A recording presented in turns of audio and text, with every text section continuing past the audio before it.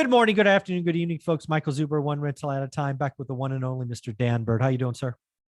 I'm doing very well. How are you? How's your Father's Day going? So far, it's wonderful. I get to talk to you, get to talk to my friends. I love what I do. So thank you for that. Happy Father's Day Good. to you as well.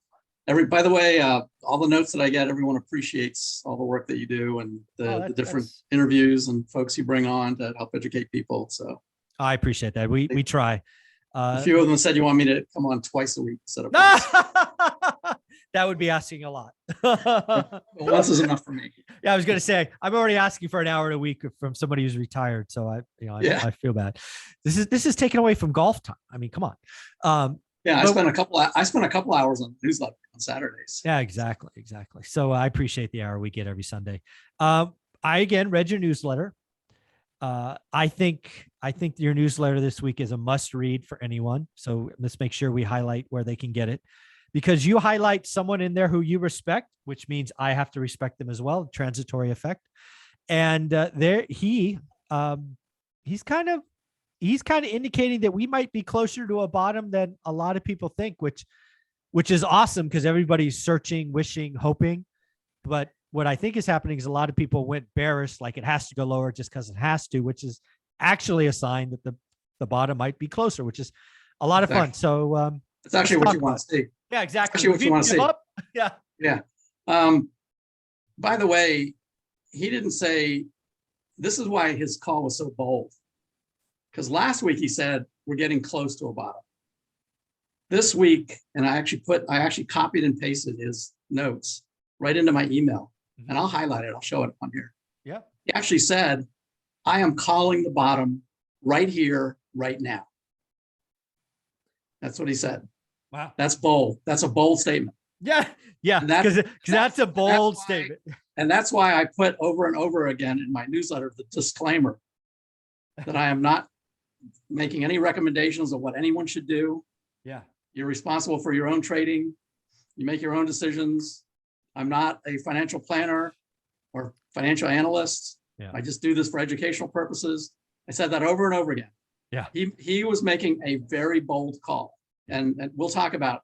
So what is his name? His name is Tom Bowley.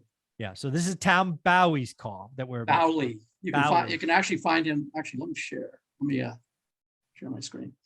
This is the fun part, by the way, this week. This is the fun section. This one might take longer than normal. That's fine. Just to warn you. It's okay. Because there's a lot to discuss here. But if we go to stockcharts.com is a platform that I use. It's actually free. You can get it for free. If you want to do some of the things that I do with it, then there's a subscription.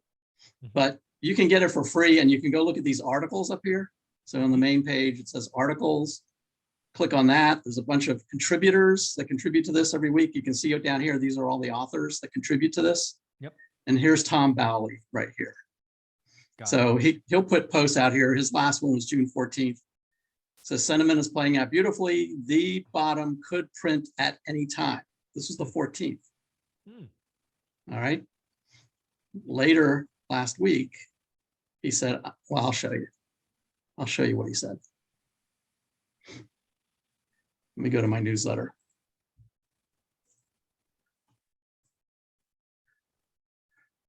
Here's my disclaimer. I'm going to put this in every week from now on. Yeah, exactly. Right. Information is for educational purposes only. There should be no one, including me, has any idea what the market will do. I love that. And then there's a bunch of, I love this. I love that ExxonMobil one. That was funny. Those were our price of the day Biden took off office. Yeah, that's funny. And there's the oil, there's the energy, went from number one to the last, went from the number one outperformer to the number one underperformer in 1 week. Yeah. And then the CPI we talked about last time. This is important because this shows you the lag between the market and the economy. So keep this in mind if there's any folks out there that like to watch CNBC, because you'll see lots of analysts coming on, especially the hosts. I've noticed this, the host in particular, like to try to bait the people they're interviewing by saying, if you take the PE ratio right now and compare it to the PE ratio in 2008, then the market should be at 3,000. Right. So they're gonna do fear and try to, you know, They want keep, yeah. they want you to keep watching, basically. They want the eyeballs. Yep. But they're talking about the economy. The economy is this blue one up here. All right, see, the economy was in full recovery. I think everyone can agree we're not in full recovery anymore. Yeah, I think so. Right? The economy's coming down. We're talking about recession. We might even be in recession right now. Yes. So we're in the early recession phase. But look where that puts the stock market. Stock market is down here, late bear market. It's nearly at the bottom. All right, if you go over to this left side, the bottom is right here. The market starts coming up before the recovery ever kicks in. Agreed. So if you wait for the talking heads on CNBC to say we are finally in a recovery, the economy is coming back, well, the market will have already taken off. You'll already have missed it. So what Tom Bowley is saying, and he says over and over, I could be wrong. And he said this back in December when he said the market was about to go into a bear market and start crashing for 6 months. He said even then, he says, I could be wrong, but I would rather be wrong and get out and be safe than not. Now he's saying, I would rather be wrong and get in and take some of the losses early, right, and be getting into the bottom when the market really takes off. All right, so this is important to keep this in mind, especially if you watch CNBC, because they're talking about the blue area. They're not talking about the red area. A few of them talk about it, which I brought up. All right, so here's his newsletter. Tuesday, June 14th. I believe we're approaching a major market bottom. Wednesday, June 15th, Fed Day. How will the market react? I'm of the opinion the S&P has bottomed or will bottom this week. I can't ignore the prospects of huge volatility in the upcoming Fed announcement. So this is the chart that he put in. Didn't come out in my original one, so I sent it out again. Interestingly, I don't know if you clicked on any of the links in my newsletter. I haven't. But the one at the very end is another guy on CNBC that's a technical analyst. His name is Carter Worth. And I love watching him. He's really good. So that link at the very end is his interview on CNBC showing the chart. And this was Thursday night after the Fed meeting. And guess what chart he brought in? He showed this exact chart. Oh, wow. Almost exactly like this, with that center line going up. Yeah. Now, this is the one Tom showed back in early January, end of December. He showed this chart. He said, this is a perfect 45 degree that the S&P has been making since 2009 when we came out of the financial crash back here. It's a perfect 45 degree angle.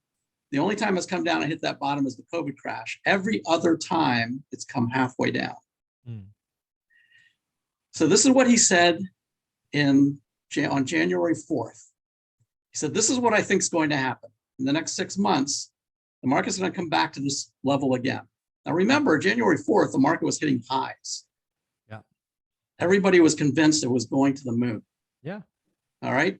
Tom said, I think it's coming back. It's going to come back to the center line, and then we're going to go back up again. All right. And you can see right on this chart is January 7th of 2022. Yes, that's right. January 7th. That's the date of this chart.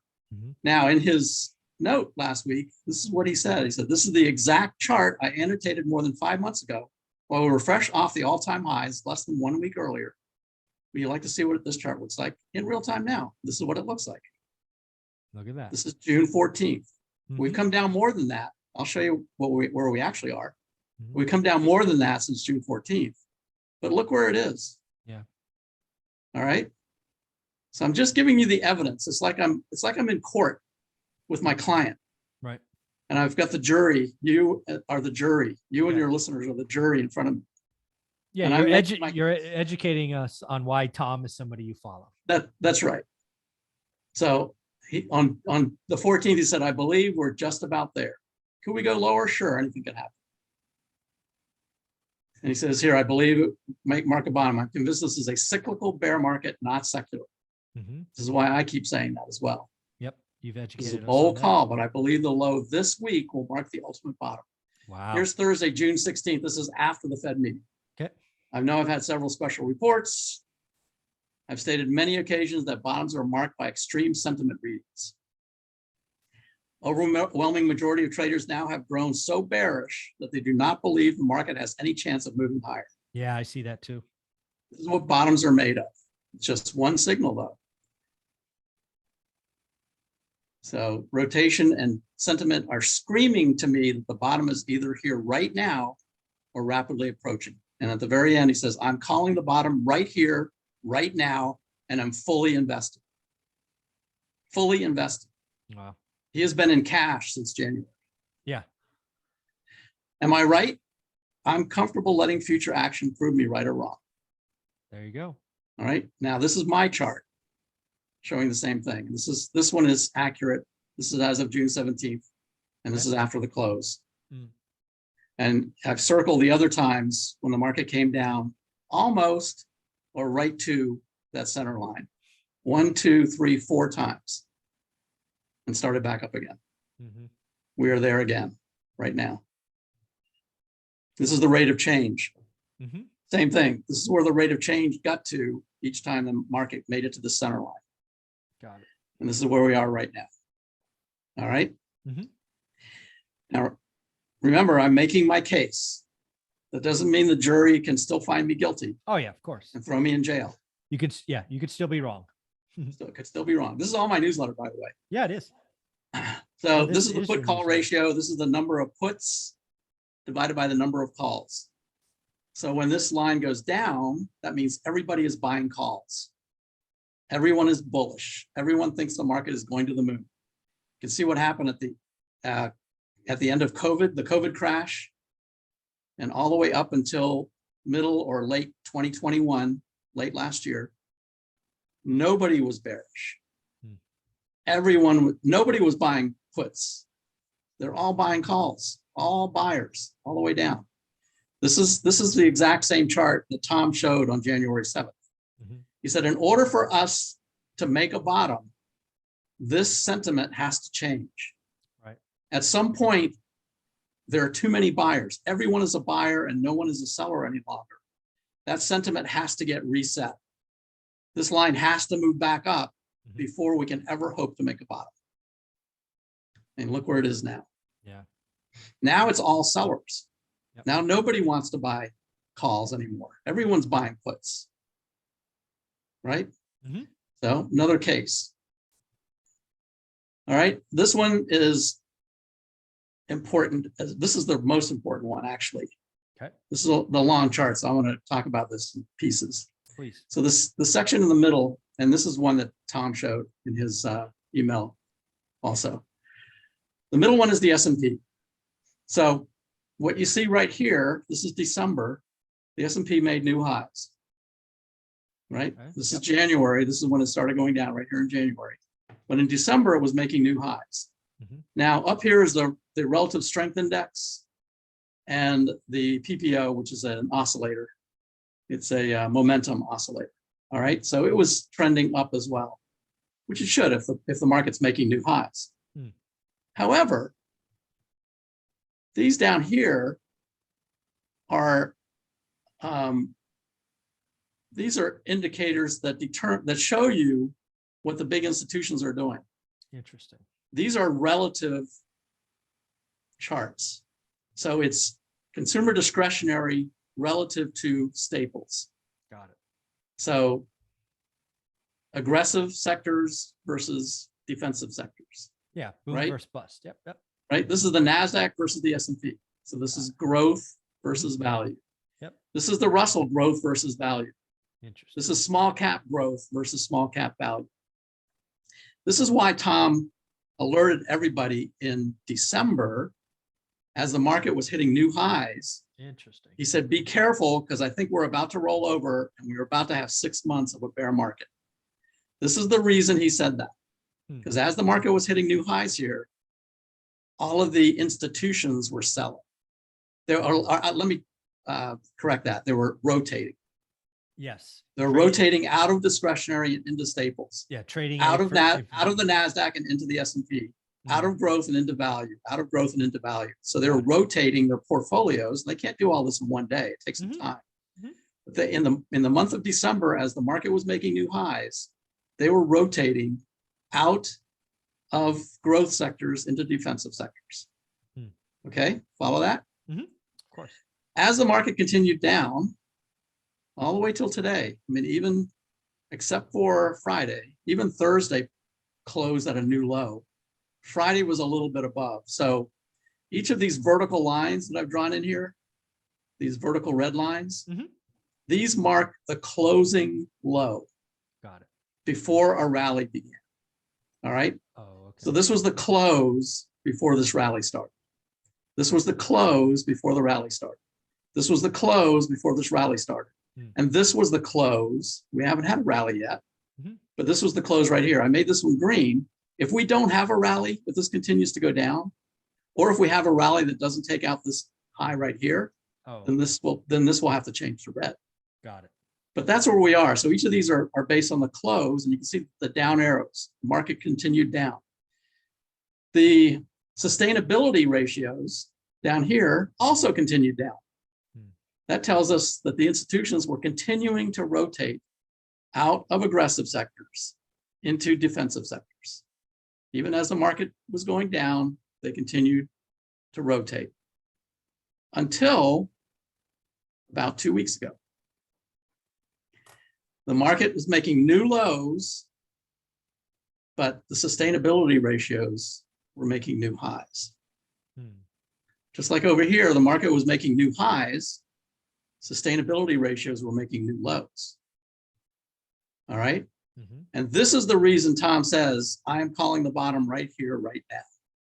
Wow. Because this tells us that institutions are starting to rotate back into growth stocks. Now, this doesn't happen overnight. No. This is a process. It takes time. Could we still go down? Could we still go down to 3,500? Absolutely, we could. Well, I've got to stop you. I've got to ask you a question. So Tom Bowley in his comment said he's fully invested. Right. I'm just going to wild ass guess and say you're not fully invested today. I am not. No, but I'm probably 40%. Okay. All right. I've just I have started buying things. They are at small losses right now. Sure. But that's how you build positions. And it's also how you get into a bottom. Nobody can pick the bottom. Okay. So and I've told people this. People have asked me, friends of mine, based on your newsletter, should I get back in? And my response is, I have no idea. I have no idea. Yeah, exactly. I can't tell you what to do. Yeah. I have no idea I don't know what your risk tolerance is. I have no idea when you should get back in or not. Your timing is, yeah. Nothing. But if you do, I said, I think we're closer to a bottom than we are to a top. Yeah, that's fair. And if you do get back in, do it with the understanding that you still might lose money. Well, one of the things that you've taught me, people need to go back to your beginning of your playlist, is laddering into positions. Right. Something I haven't done. You have a risk calculator, all these things that we haven't touched on in a while. If you are going to do this, go back to the first videos and understand the risk calculator, and then use stops and all of these other things to protect you. This is not go all in. That's right. Not what I'm doing, not what I'm saying. That's right. No. It's exactly right. Now this chart here is this is also one that Tom showed, but I've been watching it too. This is a closer view. This goes back 4 weeks. Okay. So this is the recent high when we rallied a couple of weeks ago. Yep. And then right after the inflation number. Remember the market rallied, expecting peak inflation. I remember, yes. And then we didn't get it, and the market just sold off viciously, right? So this is that last 4 week period. Okay.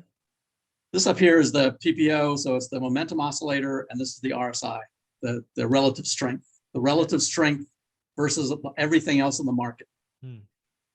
So as we've been selling off after that PPI, that inflation number, which was right about here, the market sold off viciously and went dramatically lower, went from 4,100 down to 3,650, 3,640 actually, right?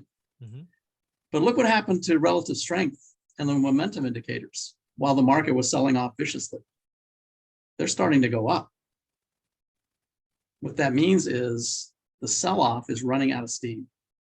It's running out of sellers. That's the way to look at it. The market is running out of sellers, and buyers are starting to come back in. That's what this means. Now, this is only 1 week or two, 1 week. This is just 1 week right here. Mm-hmm. Could this turn around and start going lower? Absolutely, it could. Mm-hmm. This could be just an anomaly. Sure. But this is the first time it's done this. Yeah. In quite a while. And then finally, this is one that I created myself. And I actually sent it to Tom and said, you should look at this one too. Mm-hmm. So this one looks at a number of different things in correlation with each other. Okay. The first one up here is the red lines is, again, the put call ratio. So whenever the number of puts goes above this 0.88 line here, that is extremely bearish. Okay. That means everyone is buying puts. Everyone thinks the market's going down. It will never go back up again. You can see what it looked like here during the COVID crash. Oh, yeah. Everybody was buying puts. They wanted to get out. This one right here is the 2018 correction. Yep. Right here when the Fed started raising rates. Mm-hmm. And this is where we are right now. Now, there are more than just these three circles when the put call ratio went above 0.88. You can see them over here, right? Mm-hmm.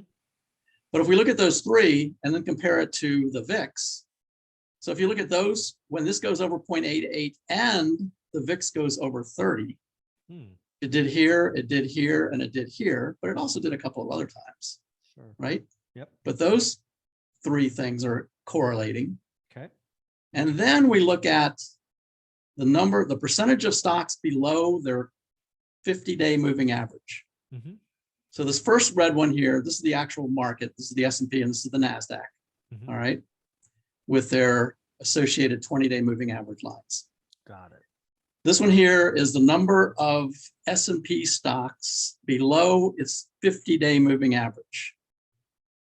As of Friday, it was at 2%.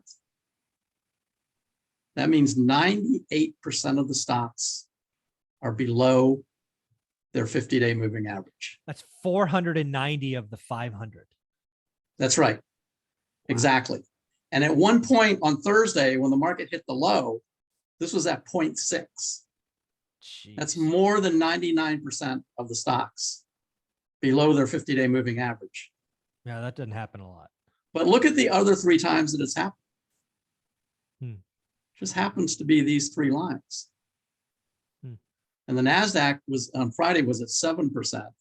It was at 6% at the low. So 94% of NASDAQ stocks were below their 50-day moving average. Okay. Again, look where the low happened previously. Mm-hmm. So if you look at the put call ratio above 0.88 and the VIX above 30 and the percent of stocks below their 50-day moving average below 10%. Every single time, and you can see where these lines meet down here. Go up and look at the actual indexes. So right here is where the bottom was. So this happened right near the bottom. This was the COVID crash. Mm-hmm. So this was the lowest point of the 50% 50-day was right at the bottom. And this is where we are right now. Interesting. Just trying to make my case. There you go. That's fun.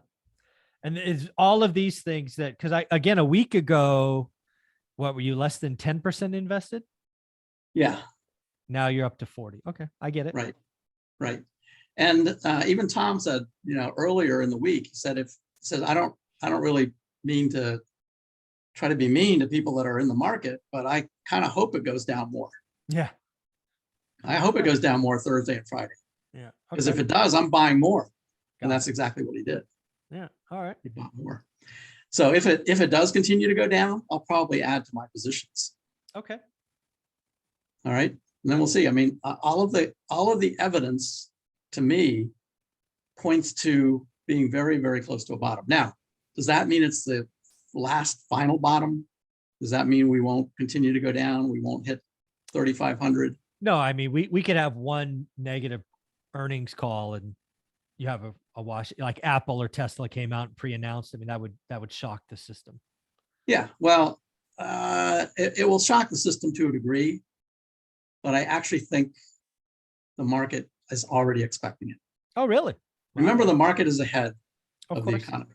Yeah, I was trying to pick companies that they may not have expected. So you think the market might expect a headline disappointment from one of the big boys? I think from Tesla it will. I think from I'm not sure. Microsoft already had it. They already did. Yeah, they already did a pre-announcement. They did. I mean, Microsoft is a pretty strong company. Yeah, no, of course. Yeah. Okay. There have been some good earnings reports as well. The other thing I put in my newsletter, which I do every week, is I don't know if you read this part. I read the whole thing this time. Earnings update. This is the first time this has happened, because even though it's been up, even though it's been positive, it's been down earnings. But this week it said the estimated earnings growth, this is from FactSet, for Q2 has been revised upward to 4.3% from 4%. As of tonight, our market climate graph shows that the 50-day moving average of the S&P watch list average earning per share rose 2 cents to $9.57 per share. I would be shocked if that happens. But so this earnings up, this is already happened. This isn't projecting. This is the earnings outlook has already been revised up. So we might actually get surprises to the upside. Okay, maybe. Sure. But in general, I think earnings are going to suffer. I mean, they're going to go down, especially if we go into a recession. Like I've said before, if we do go to a recession, I think it'll be a brief one. We might already be in a recession. Could be. I showed you last week that recessions in a cyclical bear market last about 8 months. Right.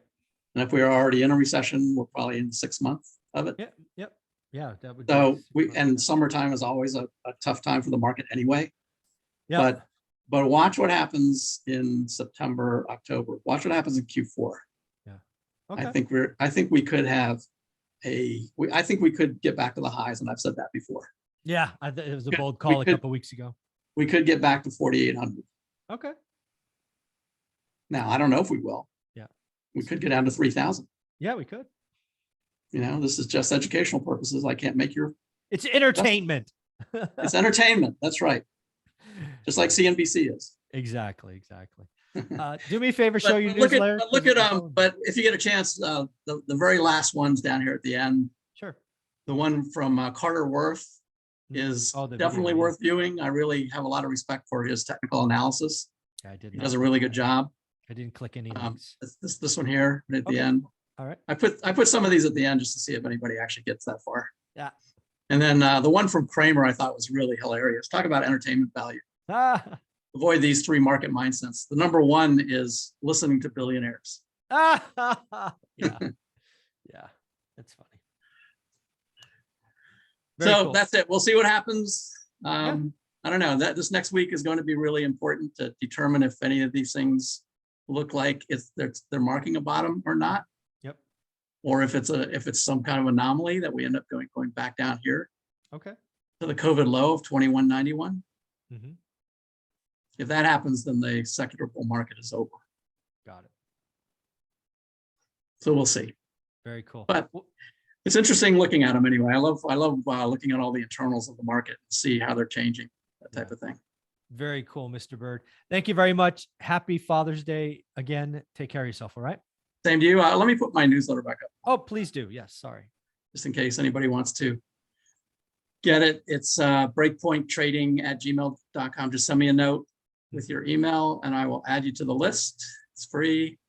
And if you get tired of getting it, just let me know and I'll take you off. No big deal. I think this is one of the weeks you've got to go get it. If you've been thinking about it, there's so much in it. Talks to CPI, talk about call of the bond and making a case, a lot of entertainment value there. So thanks, buddy. I appreciate you. All right. You bet. Have a good weekend. Happy Father's Day. Thank you. You too.